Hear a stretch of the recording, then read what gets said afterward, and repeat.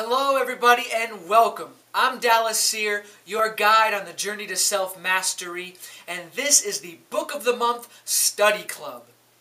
I want to welcome you. This is actually the first Book of the Month Study Club, so I'm really excited. And if you'll notice in this little term here, Book of the Month Study Club, that's a key note that I want to point out. I believe that, especially with personal development books, you can read 20 pages, 30 pages, blow through 100 pages in a day, but it's much more valuable. You'll get a lot more, results if you were to study just 10 pages and really pick apart these books. If you were ever to look through my library, you would notice dog ears and highlights and sticky notes. All of the things that I picked out that were powerful, that added value to my life, and that's the point of this whole study club. I really want you to share your experiences, to share your opinions, to ask questions, and to make this as interactive as possible so that we as a group can extract as much value from these books as possible. Alright? Now I chose this book specifically, Awaken the Giant Within. This is a Tony Robbins classic. It was written in the 90s and everything still holds true today, if not more so. Alright? One of the reasons why I chose this book is simply because, as far as this book is concerned, it very much matches the mission and principle of this site. This is basically a personal development workshop right in your hands. And so it's a fantastic tool. Not just, like I said, pages with information, but it is truly a tool to help you take your life to the next level.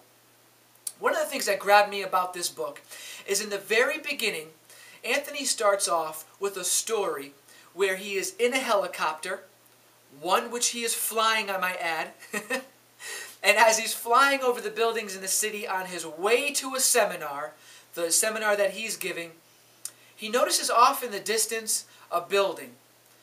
And he thinks to himself, how funny. Only 12 years ago, I was a janitor in that very building. How amazing is that? If that doesn't catch your attention, I don't know what will. But it caught mine.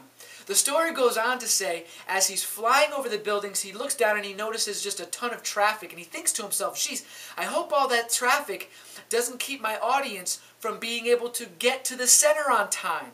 Not realizing the traffic was his audience. He had sold out the whole stadium without even knowing it. Now as he arrives on the roof, there's a throng of people rushing to him, excited because the venue's been sold out, excited to meet him, and he lands on his helicopter and has an amazing workshop.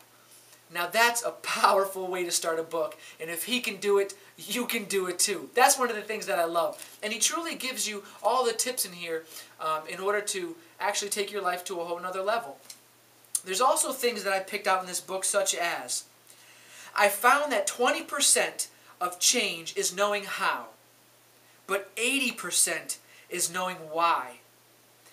If we gather a set of strong enough reasons to change, we can change in a minute something that we failed to change for years.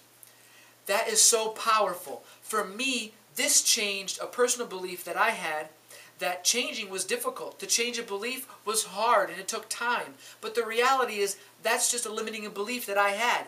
You can change overnight if you truly want to, if you truly know why you want that change.